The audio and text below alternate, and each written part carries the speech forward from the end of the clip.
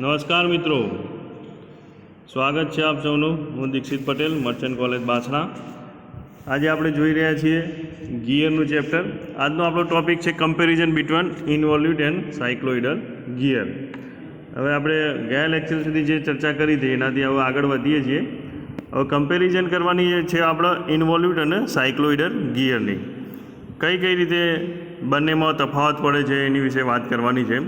તો ખરેખર જે પ્રેક્ટિસ કરીએ છીએ આ જો તમે જોઈ શકો છો કે પહેલી લાઇનમાં આપણે શું લખ્યું છે, આપણે પોઇન્ટરનો ઉપયોગ કરીએ તો એકચ્યુઅલ પ્રેક્ટિસમાં જોઈએ involute gear are more commonly use. કયા યુઝ થાય છે? Involute gear are commonly more use as compare cycloidal gear due to the following advantage. શું કીધું આમાં કે કોમનલી કયા સૌથી વધારે વપરાય છે? તો ઇન્વોલ્યુટ વધારે વપરાય છે સાયક્લોઇડની કમ્પેરમાં. જોઈએ આપણે કયા એડવાન્ટેજ રહેલા છે એના અંદર. તો નીચેના એડવાન્ટેજ છે તો જેના કારણે ઇન્વોલ્યુટ ગિયરનો સૌથી વધારે ઉપયોગ થતો હોય છે. The most important advantage of the involute gears is that the center distance for a pair of involute gear can be varied within limit without changing the velocity ratio. આ સૌથી મોટું આપણું કારણ હોવું જોઈએ કે તમે સેન્ટર ડિસ્ટન્સ ચેન્જ કરી શકો છો. આપણે જોયો તો આગળનો વિડીયો કે જે O1 હતું એની જગ્યાએ O1 ડેશ કરી દીધું નીચે, અને એના કારણે સેન્ટર ડિસ્ટન્સ આપણે ચેન્જ કર્યું હતું ને એના ઉપરથી આગળ ગણતરી કરી હતી, ઇક્વેશન આપણે લાવ્યા હતા, છેલ્લે બંનેને મેચ કરાયા હતા. તો એ બંનેના મેચ કરાવી દીધા હતા. એના પછી આપણે ફાઇન્ડ કર્યું હતું કે બંનેની વેલોસિટી રેશિયો એ કોઈ ચેન્જીસ થતો નહોતો, બંનેની વેલોસિટી રેશિયો સેમ રહેતું હતું. એટલે આમાં સૌથી મોટો ફાયદો શું છે કે જે તમે સેન્ટર ડિસ્ટન્સ ચેન્જ કરી દો છો છતાં પણ ઇન્વોલ્યુટ ગિયરમાં વિધાઉટ ચેન્જિંગ વેલોસિટી રેશિયો. બરાબર. This is not true for cycloidal gear. આ સાયક્લોઇડલ ગિયર માટે આ સાચું ના પડી શકે. Which is required exact centre distance to maintain. શું આમાં કીધેલું છે? એક્ઝેક્ટ સેન્ટર ડિસ્ટન્સની આમાં જરૂર પડશે. જોઈએ બીજો advantage involute gear the pressure angle. હવે આપણે શેની વાત કરવાની છીએ? પ્રેશર એંગલની. આગળ શેની વાત કરેલી આપણે? સેન્ટર ડિસ્ટન્સની વાત કરી હતી આપણે. હવે આજે વાત કરવાના છે પ્રેશર એંગલની. તો pressure angle from the start of the engagement of the teeth to the end of the engagement. શું કીધેલું છે? From the start of the engagement of teeth to the end of the engagement remain constant. શું રહે છે?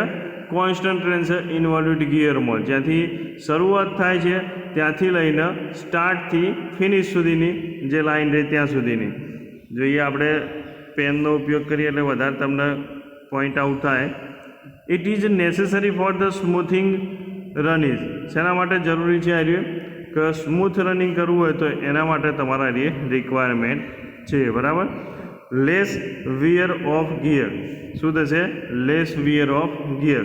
But in cycloidal gear the pressure angle maximum at the beginning of the engagement. શું કીધેલું છે? Maximum ક્યારે થાય છે? તો બિગિનિંગ ઓફ ધ એંગેજમેન્ટ, અને reduce to 0 at pitch point. બરાબર. પીચ પોઈન્ટ આવશે અને ત્યાં આગળ શું થઈ જશે? રિડ્યુસ થઈ જશે. Start decreasing and again become maximum at the end of the engagement. બરાબર. પોઈન્ટ થોડો જાડો થઈ ગયો છે, પતલો કરી દઈએ. બરાબર. તો હવે શું કીધું આગળ? પ્રેશર એંગલની આપણે વાત કરી રહ્યા હતા. તો પ્રેશર એંગલમાં શું વાત કરીએ આમાં કે અહીંયાથી જ્યાંથી સ્ટાર્ટ થાય છે અને એન્ડ થાય છે તો જે એંગેજમેન્ટ ઓફ ધ ગિયર એ શું થાય? કોન્સ્ટન્ટ રહે છે. જ્યારે શેની વાત કરી હતી? ઇન્વોલ્યુટ ગિયરમાં. જ્યારે આપણે જોઈએ છીએ કે સાયક્લોઇડલ ગિયરમાં, તો સાયક્લોઇડ ગિયરમાં શું થશે કે જ્યાંથી શરૂઆત થશે, બરાબર, pressure angle is maximum beginning. શરૂઆત થાય છે ત્યાંથી જ બિગિનિંગ થઈ જાય ઓફ ધ એંગેજમેન્ટ, અને રિડ્યુસ ટુ 0. કઈ જગ્યાએ 0 થશે? તો પીચ પોઈન્ટે. અને સ્ટાર્ટ ડિક્રીઝિંગ પાછું ચાલુ થઈ જશે.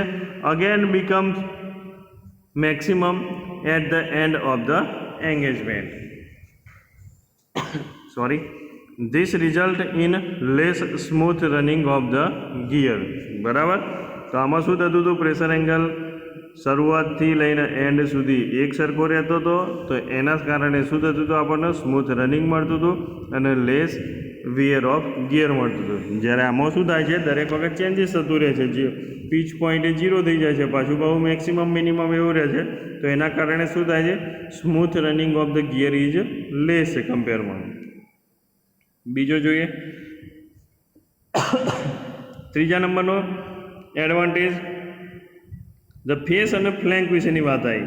આગળ આપણે જોયું તો સૌથી પહેલાં શું વાત કરી હતી, કાર્ય સેન્ટર ડિસ્ટન્સની વાત કરી હતી, પછી શું વાત કરી, પ્રેશર એંગલની વાત કરી, અને હવે શેની વાત કરવાના છીએ, ફેસ અને ફ્લેન્ક વિશેની. બરાબર, તો ફેસ અને ફ્લેન્ક વિશેની વાત કરીએ છીએ તો એમાં જોઈએ આપણે, involute teeth are generated by a single curve. શું કીધેલું છે, single curve, where as in cycloidal gear double curve. બરાબર, પહેલાંમાં આપણે શું કરેલું છે, સિંગલ કર્વનો ઉપયોગ કરેલો છે, જ્યારે આમાં આપણે ડબલ કર્વનો ઉપયોગ. કયા કયા ડબલ કર્વ, તો એપીસાયક્લોઇડ અને હાઇપોસાયક્લોઇડ બંનેનો ઉપયોગ થશે. Are required to the face અને flank respectively. Thus the involute teeth are easy to manufacturing then the cycloidal teeth. એટલે શું થશે, એના કારણે ઇનવોલ્યુટ ટીથ રહ્યા એમાં શું થાય છે, સિંગલ કરવાની જરૂર પડે છે, એટલે ઇઝી મેન્યુફેક્ચરિંગ થઈ જશે. જ્યારે તમારે સાયક્લોઇડલ હોય તો એમાં એપીસાયક્લોઇડ અને હાઇપોસાયક્લોઇડ બંનેની જરૂર પડે છે, તો એના કારણે શું થશે, મેન્યુફેક્ચરિંગ જે કરવાનું છે એ શું થઈ જશે, very good. With involute system the basic rack has straight and the same can be cut with the simple tool. બરાબર, પાછો એક બીજો પણ ફાયદો આવ્યો વધારાનો મળ્યો આપણને. તો શું મળ્યો, ઇનવોલ્યુટ ગિયરનો, કે બેઝિક રેક છે એટલે કે સ્ટ્રેટ ટીથ છે, કે જેના કારણે same can be cut simple tools. બરાબર, સિમ્પલ ટૂલ્સથી આપણે કટ કરી શકીએ છીએ. હવે આપણે નોટ એક કરેલી છે, શું છે નોટમાં, the only disadvantage of involute teeth at the interference occurs. હવે ઇન્ટરફિયરન્સ આમાં ધ્યાનમાં લીધું છે, રેફર આર્ટિકલ 12-19 એ જે આપણે આગળ આવે છે. With pinion having smaller number of teeth.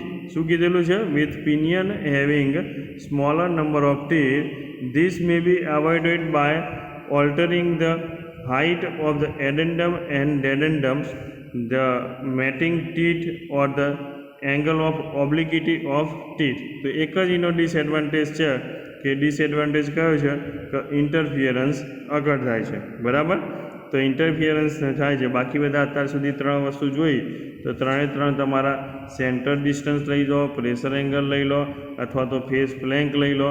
બરાબર, તો આ બધામાં જે શું થતું હતું, ત્રણેયમાં બેનિફિટ હતા. હવે આગળ જોઈએ એડવાન્ટેજ. સાયક્લોઇડ ગિયરના પણ કોઈ એડવાન્ટેજ હશે, એવું જરૂરી નથી કે ભાઈ એડવાન્ટેજ ઇન્વોલ્યુટના જ હોય, સાયક્લોઇડ ગિયર પણ બનાવે છે તો એના પણ કોઈ એડવાન્ટેજ હશે, તો એના વિશે પણ આપણે વાત કરીએ છીએ. તો હવે આપણે જોઈએ તો એડવાન્ટેજ ઓફ સાયક્લોઇડ ગિયર, કેમ કે નવી ટેકનોલોજી લાવ્યા હોય, નવું મેન્યુફેક્ચરિંગ કર્યું હોય, પહેલાંના કંઈક ડિસએડવાન્ટેજ હોય તો જ પછી આમાંથી તમને રિક્વાયરમેન્ટ પડી હોય કે સાયક્લોઇડ ગિયરની. બરાબર, હવે since the cycloidal teeth have wider flank. શું કીધેલું છે, wider flank, therefore the cycloid gear have stronger than involute gear. તો શું થશે, સૌથી પહેલો ફાયદો કે સ્ટ્રોંગ બનશે ગિયર, તમારો ઇઝી ગિયર તૂટી નહીં જાય, ગિયરમાં ક્યારેય પણ ઘસારો ઓછો પડશે એનો. ફોર ધ સેમ પીચ રાખીએ છતાં પણ એ સ્ટ્રોંગર બને છે. Due to this reason cycloidal teeth preferred for the specially for the cast teeth. બરાબર, શું કીધેલું છે, એક તો આમાં ધ્યાન રાખવા જેવી વસ્તુ છે કે સ્ટ્રોંગર અને કાસ્ટ ટીથ, તો 2 વસ્તુ આપણે ધ્યાન રાખવાની છે. પછી બીજો એડવાન્ટેજ જોઈએ, in cycloid gear the contact take place between the convex flank and concave surface. શું કીધું છે, બિટવીન કોના વિશે, કોન્વેક્સ ફ્લેન્ક અને કોન્કેવ સરફેસ. કોન્વેક્સ છે અને આ કોન્કેવ છે. કોન્વેક્સ એટલે શું, આપણા આ રીતે ભાગ હોય તો ઉપરની સપાટી હોય એ રીતે. બરાબર, હવે કોન્કેવ એટલે કે અંદરની સપાટી. આમાં તમારે યાદ રાખવું હોય કોન્વેક્સમાં કોન્કેવમાં જો તમારે તકલીફ પડતી હોય તો એક યાદ રાખવાનું કે જ્યારે તમે ફેશિયલ કરાવો છો, વેક્સ કરાવો છો, બરાબર, છોકરીઓ વેક્સ ને કરતી હોય તો શું કરે છે, શરીરના ઉપરના જે વાળ રિમૂવ કરતા હોય, બરાબર, તો આ રીતે ઉપરનો ભાગ જે હોય છે એ રહ્યો, તો એ રહ્યો ભાગ થઈ ગયો ઉપરનો, એ રહ્યો થઈ જાય કોનવેક્સ. તો વેક્સ જે જગ્યાએ થાય છે એ ઉપરની સપાટી ઉપર થાય, ચોબડીની ઉપરના ભાગે, તો એ રહ્યો ઉપરનો ભાગ થઈ જશે. અને કોનકેવ એટલે આ રહ્યો અંદરનો ભાગ થઈ જશે, બરાબર. એટલે ક્યારેય તમને ભૂલ નહીં થાય કોનકેવ અને કોનવેક્સમાં. તો હવે જે સપાટીની વાત કરેલી છે, where is the involute gear જે રહ્યા, તો ઇન્વોલ્યુટ ગિયરમાં શું કીધું છે, convex surface are in contact, બરાબર, કોન્વેક્સ સરફેસ કોન્ટેક્ટમાં થશે.